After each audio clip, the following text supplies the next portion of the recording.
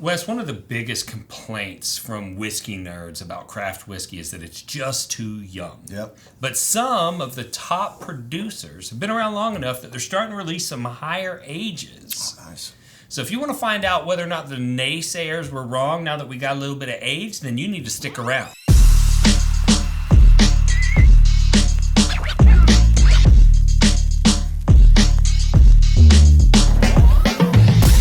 Hey, just like we need to thank these great craft distillers who are putting out some fantastic older age whiskeys, we also need to thank our patrons. Mm-hmm. Those folks that you see on the screen right now, they are in the top 3 tiers of our Patreon packages. Mm-hmm. And they are the reason we're here recording today. Their support of this channel and our mission is super important to us. It's obviously important to them. And so we want to thank them. And if you haven't checked out our Patreon packages, click the link in the description below. And if you want to hear more about the mission and vision of this episode and this channel as a whole, stick around to the end of the video. We'll tell you all about it. Absolutely. Now, first off, for this video, we're only talking about distillers that distill their own whiskey. So we're not talking about brands like mine, the Prideful Goat, where I'm buying somebody else's whiskey. Gotcha.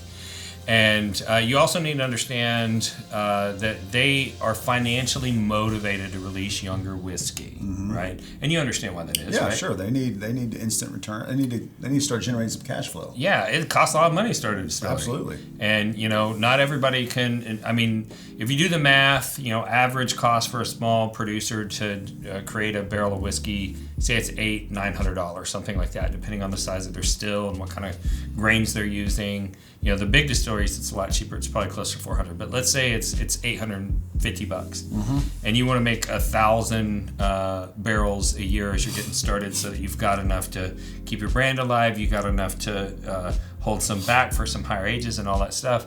Well, before you've bought your still, before you paid your rent, before you paid for an employee, before you paid for anything, you are investing $850,000 a year. So if you want to wait 6 years before you release your first whiskey, right, you have to literally have millions of dollars invested. Yep. And so there is a reason for people to release whiskeys when they're young. And sometimes some of you out there tried some of those younger releases and said, oh, I hate this whiskey, it's not good.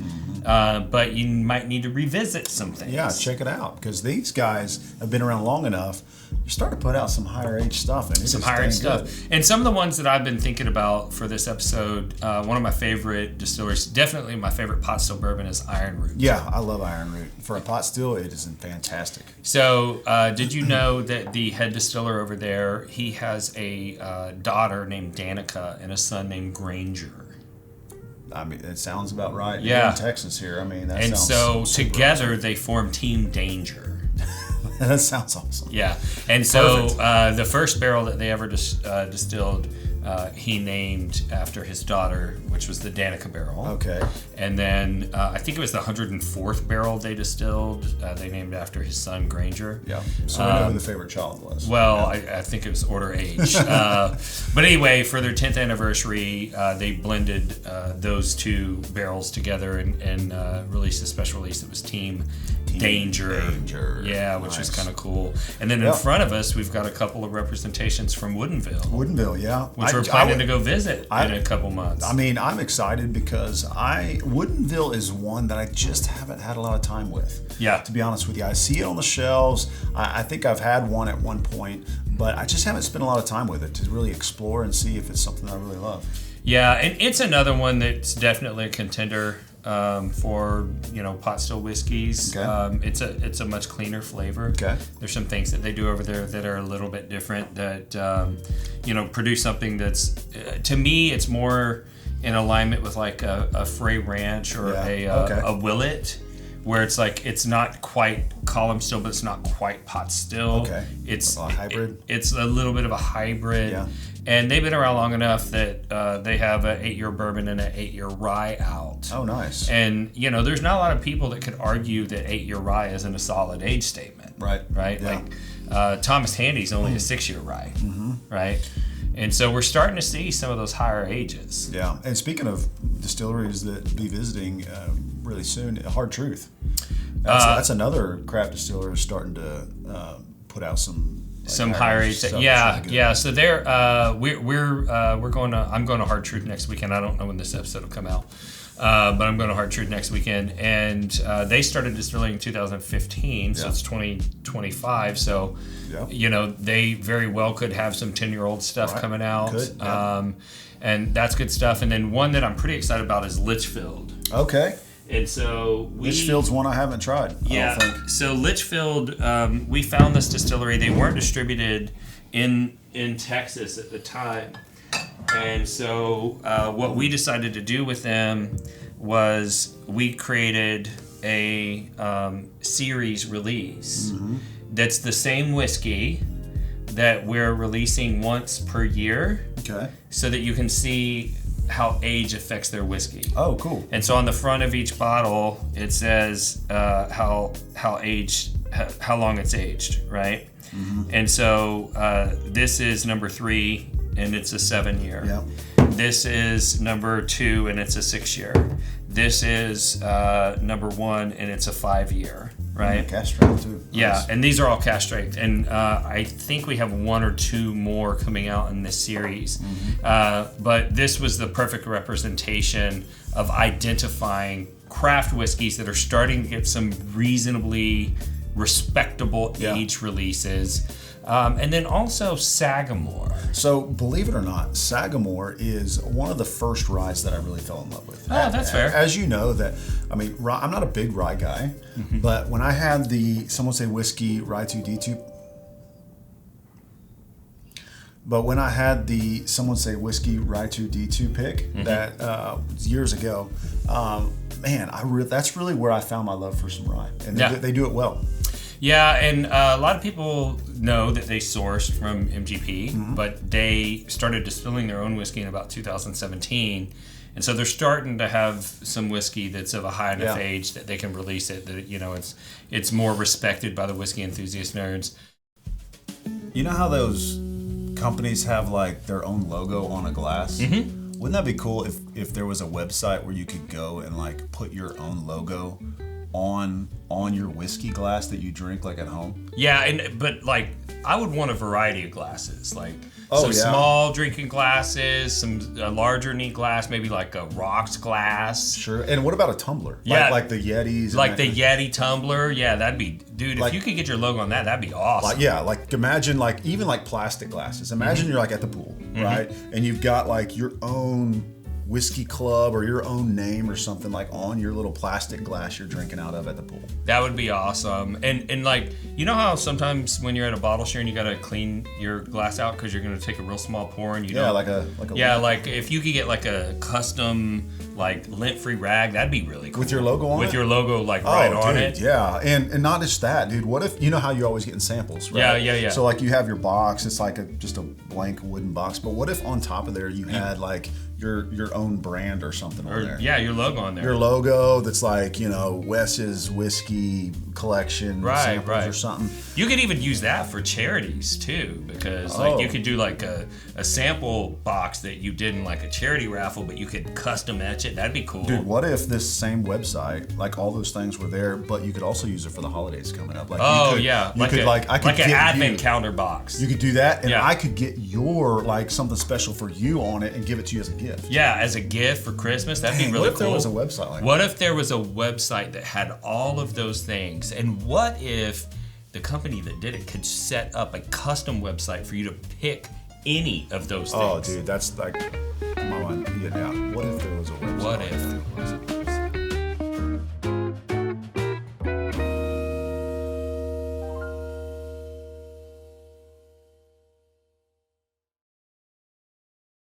And then another one in this category that's interesting is Smooth Ambler. Oh, yeah. So when I first got into the game, like Smooth Ambler was one of the hottest things out because they had all of these 12, 13, 14-year-old bourbons, some higher-aged rice that they were releasing, and it was all the high-aged MGP whiskey that, hadn't become as popular as it once did. And then when they started releasing some of their own stuff and some of their stuff blended with MGP whiskey, people were like, what the heck is this? This is, not as good. But they sent us this media bottle. Oh, really? Yeah, and so this is some of their own liquid. which totally is different looking label too. Yeah, kind of doing something different now. Yeah, so this is the Founders Cash Strength series, and this one's a 6-year-old. Nice. And so we're starting to see a little age there. And then I also love Watershed Distillery. Dude, our friends up in Ohio are crushing it. One of my favorite, if not my favorite, I'm going to just say it, my favorite craft distillery. I'm just going to say it. That's fair. It's public now. I've come out of the closet. The Watershed Distillery is my favorite craft distillery. Love it up there. Those folks are really super cool. Their distillery is really cool. They got that restaurant that's like there. The restaurant was crazy. It's just, oh, God. I had seared octopus tentacle. It was crazy. Yeah, their chef, whoever he is, she is, just the menu is, I think it's always changing, and they're just, oh my gosh, Scratch Kitchen. Super great place, great people, and great whiskey. And their one, like when they first started releasing whiskey, it was 3 years old, and now their standard single barrels are 6. Yeah. And I just saw a couple of 7-year single barrels that came out, I think, on Silbach. And they also released an 8-year rye this year, so they're starting to get some age. Nice. And then one of my favorite whiskeys of all time, Frey Ranch. Oh gosh, those folks, and you want to say distillery, but it's more than a distillery. It's a farm. It's a distillery. It's like its own city. It's yes. They malt their own grain, so it's its own malt house. It's crazy. So if you've ever flown over Nevada, half of what you saw was probably Frey Ranch out the window of your airplane, because that place is enormous. It's fields and fields of grains. They have all their own barley. They grow all their own grains there on site. They actually have their own barley malting drum. Yeah.